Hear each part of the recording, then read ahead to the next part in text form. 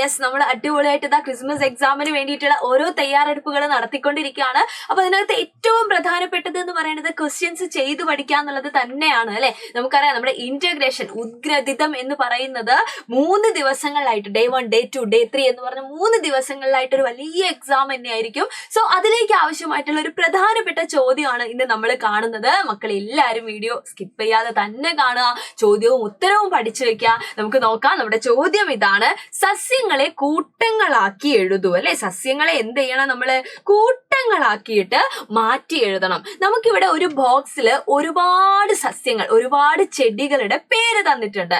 നമുക്കറിയാം ഒരുപാട് ചെടികൾ നമ്മുടെ വീട്ടിലൊക്കെ നമ്മൾ കണ്ടിട്ടുണ്ട്, നമ്മുടെ പാഠപുസ്തകങ്ങളിൽ നമ്മൾ പരിചയപ്പെട്ടിട്ടുണ്ട് അല്ലെ.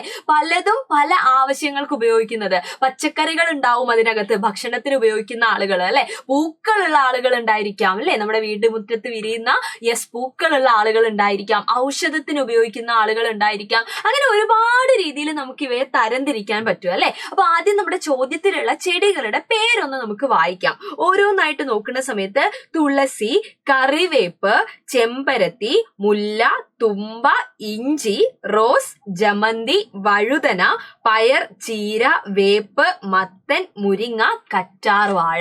ഇത്രയും സസ്യങ്ങൾ ഇതാ നമുക്ക് തന്നിട്ടുണ്ട്. ഇനി നമ്മൾ ചെയ്യാൻ പോകുന്നത് ഇവയെ ഇതിന്റെ പ്രത്യേകത അനുസരിച്ച് നമ്മൾ തരംതിരിക്കാൻ പോവാണ്. അപ്പൊ ഇവിടെ ഒന്നുകൂടെ സൂക്ഷിച്ചു നോക്കിയാൽ നമുക്കറിയാം, നമ്മൾ ഭക്ഷണത്തിന് ഉപയോഗിക്കുന്ന ആളുകളെ നമ്മൾ ഇതിനകത്ത് കാണുന്നുണ്ട്. വീട്ടില് പൂക്കൾ അല്ലെ, പൂക്കൾക്ക് വേണ്ടിയിട്ട് അല്ലെ, പൂന്തോട്ടത്തിലൊക്കെ കാണുന്ന സസ്യങ്ങൾ നമ്മൾ ഇവിടെ കാണുന്നുണ്ട്. ഇനി ഇതൊന്നും കൂടാതെ ഔഷധത്തിന് വേണ്ടിയിട്ടുള്ള സസ്യങ്ങളെയും നമ്മൾ ഇവിടെ കാണുന്നുണ്ട് അല്ലെ. അപ്പൊ 3 ആയിട്ടാണ് നമ്മൾ തരംതിരിച്ചിരിക്കുന്നത്.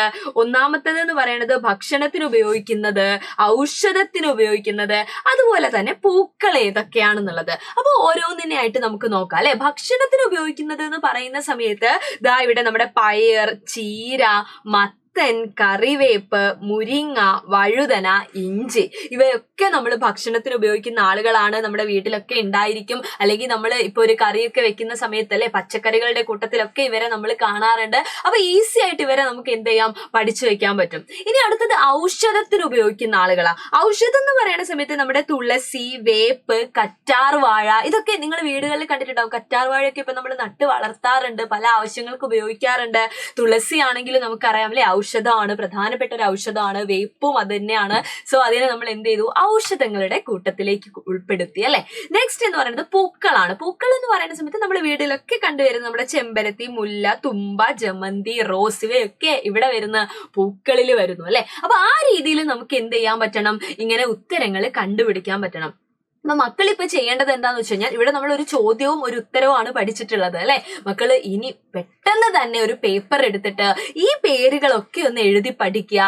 ഈ പേരുകളിൽ നിന്ന് നിങ്ങൾ സ്വന്തമായിട്ട്, നമ്മളിപ്പോ പറഞ്ഞതുപോലെ നിങ്ങൾക്ക് സ്വന്തമായിട്ട് ഈ കാണുന്ന രീതിയിൽ പട്ടികപ്പെടുത്താൻ പറ്റുന്നുണ്ടോ നോക്കുക. അപ്പൊ ഏറ്റവും പ്രധാനപ്പെട്ടത് എഴുതി പഠിക്കുക എന്നുള്ളതാണ്. മക്കൾ എന്തായാലും എന്ത് ചെയ്യുക? എഴുതി തന്നെ പഠിക്കുക. നമുക്ക് അക്ഷരത്തെറ്റുകൾ ഒന്നും കൂടാതെ പരീക്ഷാ പേപ്പറിൽ ഉത്തരം എഴുതാൻ വേണ്ടിയിട്ടാണ് മിസ് ഇങ്ങനെ പറഞ്ഞത് കേട്ടോ. അപ്പൊ നിങ്ങളിപ്പോ പഠിച്ചു, നിങ്ങൾക്ക് അറിയാം ഭക്ഷണത്തിന് ഇവരൊക്കെയാണ്, ഔഷധത്തിന് ഇവരൊക്കെയാണ്, പൂക്കൾ ഇവരൊക്കെയാണെന്ന് മക്കൾക്ക് അറിയാം. അപ്പൊ അത് നോക്കി അതേപോലെ എഴുതാനും കൂടെ നമുക്ക് പറ്റണം അല്ലെ. അപ്പൊ മക്കൾ എന്ത് ചെയ്യുക? എഴുതി തന്നെ പഠിക്കുക. നമുക്ക് ഇനിയും കുറെ ചോദ്യങ്ങൾ ഡിസ്കസ് ചെയ്യാനുണ്ടടാ എക്സാം ആവുമ്പോഴേക്ക്. അതൊക്കെ ആയിട്ട് മിസ് വീണ്ടും വരും. അതുവരെ എല്ലാവർക്കും thank you so much and by.